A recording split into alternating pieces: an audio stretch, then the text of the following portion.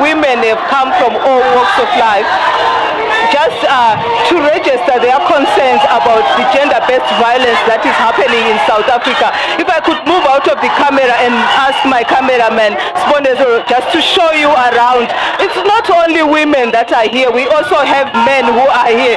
They've come together in support of the women because the gender-based violence that is happening in South Africa is too much. But let me just bring in CTSBC just to speak to us about how big is this thing of gender-based violence in South Africa. Gender-based violence and femicide does not sleep.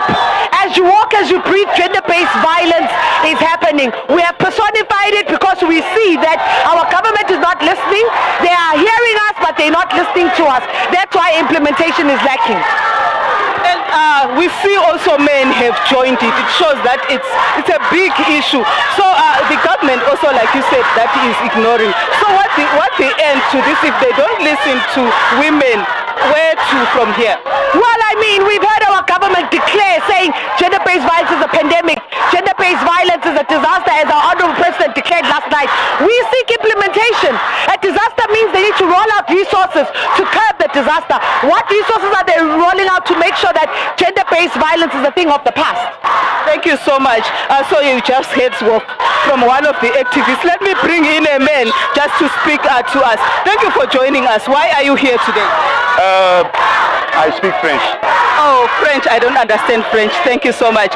So to the gentleman speaks French. Let me just try to see if I can bring in someone else here just to speak to us about the gender-based violence. Baba, can we talk to you? Okay, men are refusing to talk. Can we talk to you, Baba?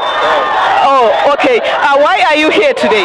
I'm here, I'm supporting our women. This thing, it can never continue in our name like this. We can't slaughter some women like they are ends. This thing of gender-based violence, I spoke long ago that our president must declare it a national disaster. Because now they have declared it's a second pandemic, but there are no measures in place in order to deal with it.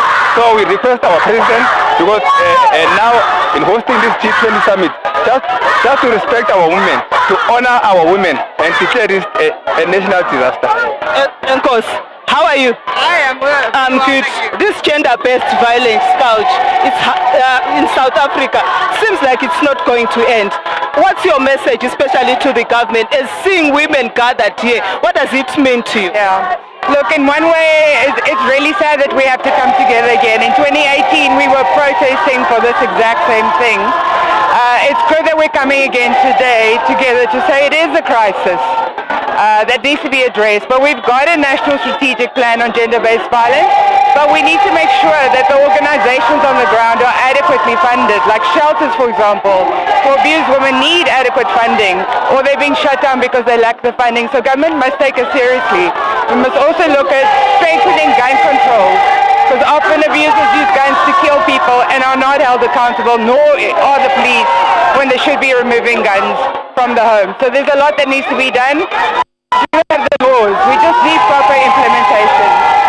Thank you so much. As we have heard from the speakers, that gender-based violence in South Africa is a scourge. That's why you see all these women and men gathered here holding placards just trying to get their message to the government ahead of the G20.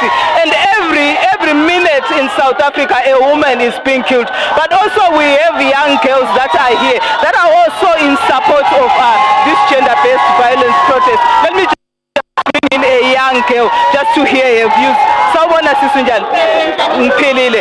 You are here today. Why are you here? Why have you joined this protest? I am here to support gender, to be against gender, to be against abuse, against all genders, women and men, to just stop it. What is it that you have seen that is happening in South Africa? We know that every minute, every hour we hear of women being killed. I've seen that men, especially men, have tormented women a lot. And it's enough. I've been tormented by men since I was a child, and I will say it's enough. Enough is enough. We have to stop this. And what would you want the government to do? The government must stop. The government must fight for women. The government must give us the justice that we need, the justice that I need for my case, because nothing was done with my story. A message to the government that they want the government to act upon what is happening in South Africa. Gender-based violence that has become an issue. As you can see that women today have come out in their numbers just to speak loudly about this that is happening in South Africa. We have heard every day the headlines, a woman is killed. So this is not only happening here in Johannesburg, but all over the country we are seeing women coming together just to have to speak rather against this GBV that is happening in South Africa. But this is not only a South African issue. Okay, so now as you can see, they are kneeling down just to have that talk, or rather to say that we as women, we are saying no to gender-based violence. So that gesture of kneeling is just a gesture just to show how serious this issue is.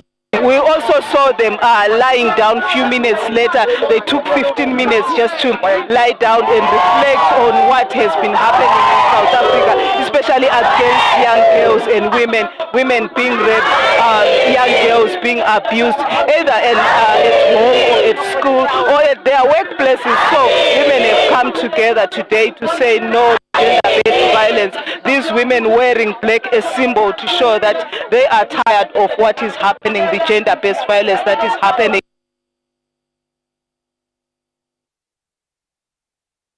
To speak.